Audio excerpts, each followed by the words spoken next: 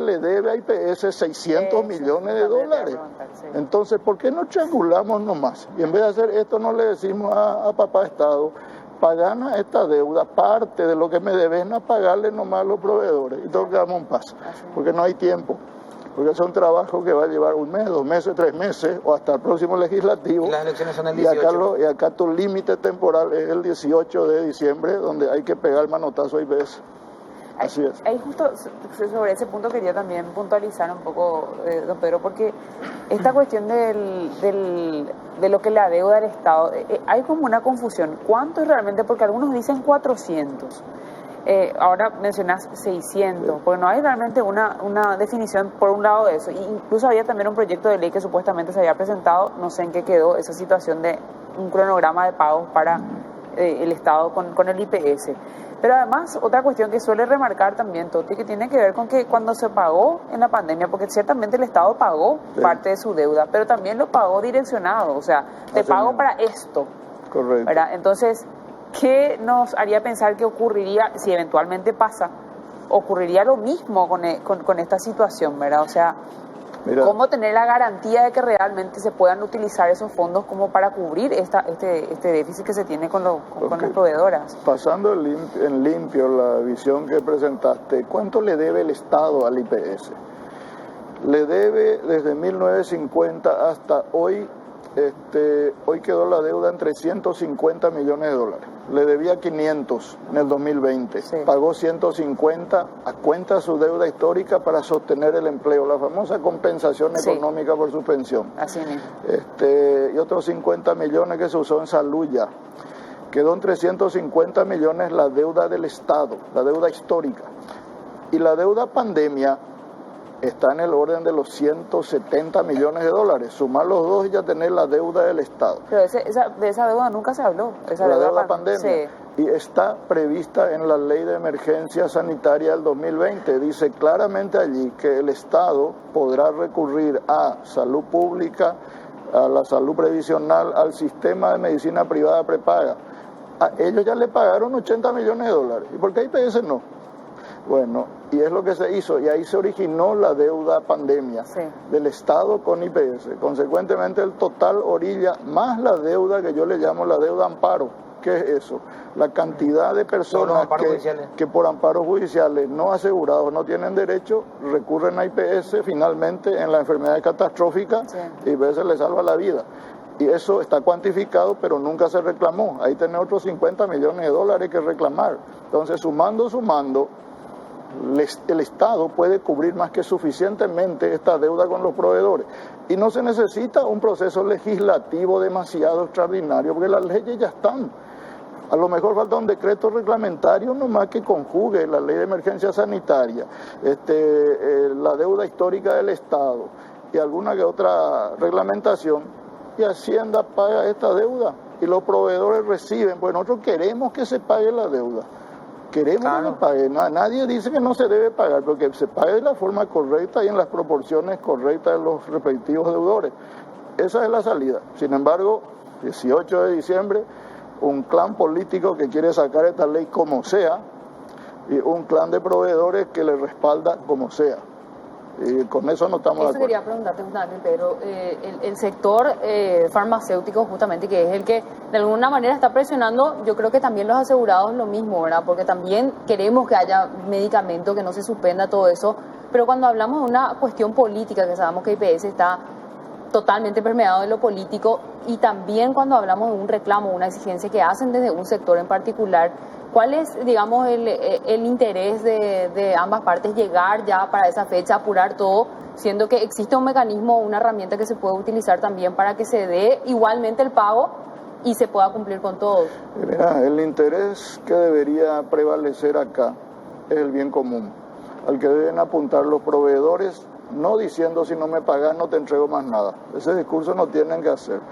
El IPS diciendo vamos a sentarnos en una mesa con el legislativo para clarificar esa deuda y que muy bien el IPS puede pagar ya su parte. empezar a pagar de esas 60, 70 que debe prepandemia, pagar ya una parte. El Estado puede entregar otra parte correspondiente a la deuda histórica, la parte de salud. Y con eso ya te acercas a por lo menos a la mitad de la deuda con los proveedores. Yo creo que con eso ellos van a seguir proveyendo. Pero en lugar de priorizar ese bien común y esa buena intención de todos, se prioriza intereses subordinados que tienen que ver con las elecciones, con un clan, con un movimiento político, etcétera. Ahí está la perversión en que se cayó.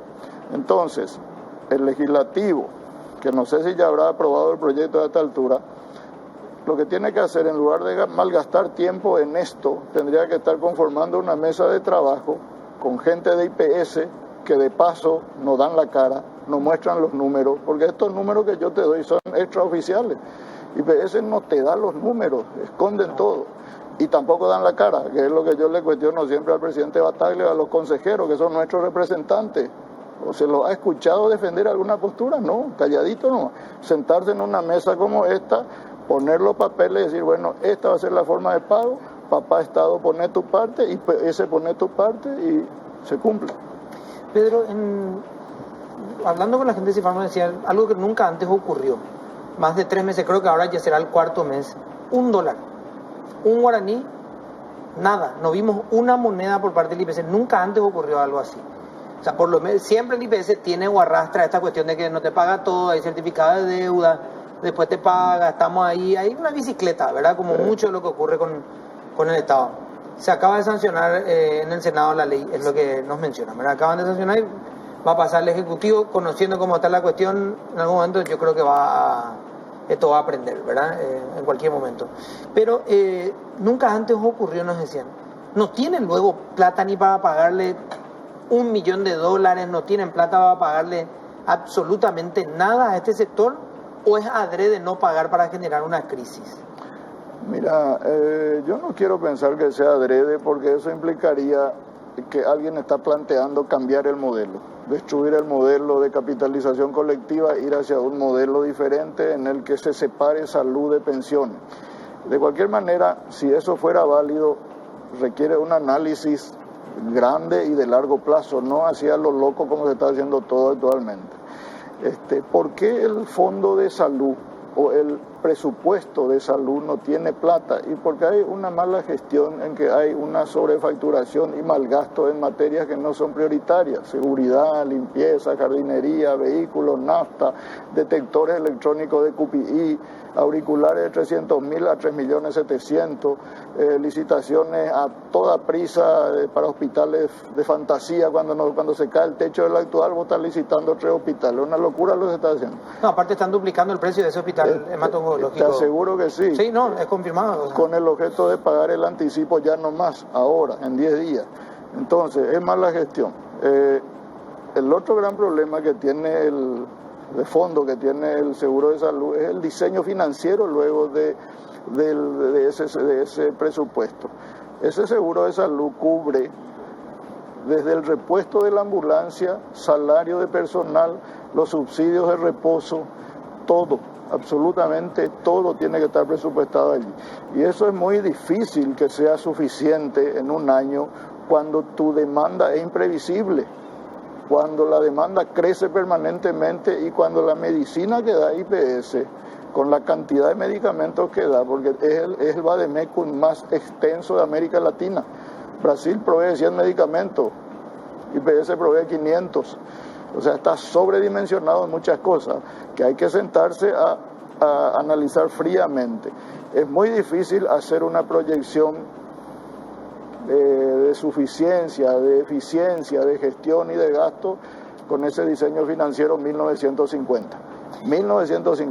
Donde solamente el seguro de salud de IPS recibe 39 guaraníes de cada 100. Eso estaba bien en 1960, 70, claro, cuando el aparato más sofisticado era un rayo X. Hoy tenés aceleradores lineales. Cuando había 200.000 asegurados, hoy tenés 1,5 millones. De los cuales no todos aportan. De los cuales la mitad nomás aporta y la otra mitad está familiar. Claro, en fin. familiar. Pero son cuestiones sociales muy delicadas que si vamos a analizar, tenemos que analizarlas en consenso, no entre cuatro paredes, como planteó hoy un senador, vamos a alzar nomás el aporte para pagar la deuda. Eso es una locura. Es decirle a un trabajador que pasa de 9 a 12 es una locura. Y después a la patronal decirle, bueno, vos también, y ahí empieza negro, pues no nos conviene a nadie, ¿verdad? Vamos a escuchar lo que decía, y ya vamos a ir cerrando esto, vamos a escuchar lo que decía Cachito Salomón, el presidente del Senado, a la salida de esta sesión.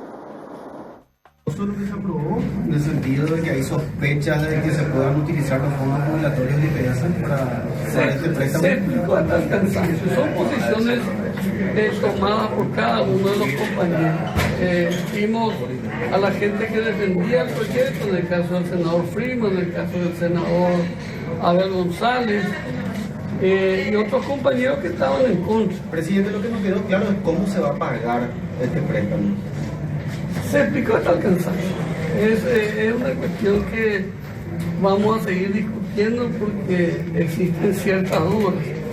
Algunos hablan que son de los fondos jubilatorios, otros niegan que sea eso. Pero es la posición de la mayoría. Y también vemos de que hay acompañamiento de parte de la directiva del IPS también al proyecto. Ante las dudas, porque la duda generada principalmente por los asegurados, ¿por qué no se optó por postergar, analizar mejor y después aprobar el Ustedes fueron testigos de que se intentó 4 veces en la pasada. En ningún momento prosperó eso. Y el reglamento me obliga a mí a seguir el tratamiento del proyecto de ley. Nos quedamos nosotros al borde del quórum. Se sostuvo el quórum mínimo necesario y se tuvo que llegar a la votación. ¿Hay diálogo con el presidente de la República? A mí no me consta de que se haya hablado con el presidente sobre este caso. La senadora Massa en algún momento estaba presente. Peligroso lo que se aprobó en el sentido de que... Bueno, parte de lo que decía entonces el presidente, no puedo hacer nada, no quieren debatir, entonces hay que votar, el reglamento me obliga. O sea, sí, no y chau, ¿verdad? Mientras los boludos somos nosotros que estamos poniendo nuestra plata. Esto es un asalto. Porque hay que mencionar también, Pedro, los que votaron hoy no aportan al IPS. Claro que no aportan tienen su propia caja. Aportan su propia caja y se jubilan con 10 años. Entonces es justo votar así. Pero esto es un asalto al IPS permitido por una línea del Partido Colorado y por la cúpula del IPS, donde yo en el fondo te digo, esto tiene carácter delictual. Tarde o temprano esto va a ir a la Fiscalía porque aquí se está robando plata del Fondo de Pensiones, se está violando la Constitución.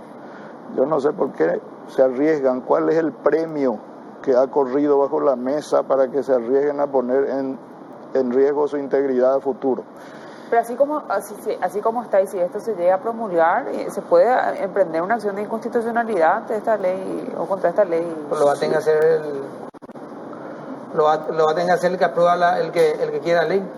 No, en realidad nosotros no lo podríamos atajar en teoría. Un asegurado podría hacerlo, una federación de jubilados podría hacerlo, un sindicato podría atacar la inconstitucionalidad y bloquear la efectividad de esta ley. Vamos a ver qué dice Marito. Puede ser que vete parcial, vete total o promulgue, vamos a ver. Esto le pone a prueba una vez más a nuestro presidente de la República, vamos a ver. Ahí está. Qué esperanza el esperanzado Pedro Jale. Gracias, Pedro, por mañana. Muchas gracias. Gracias, Pedro. Pedro Jale, con nosotros vamos a hacer una pequeña pausa. Ustedes saben que podemos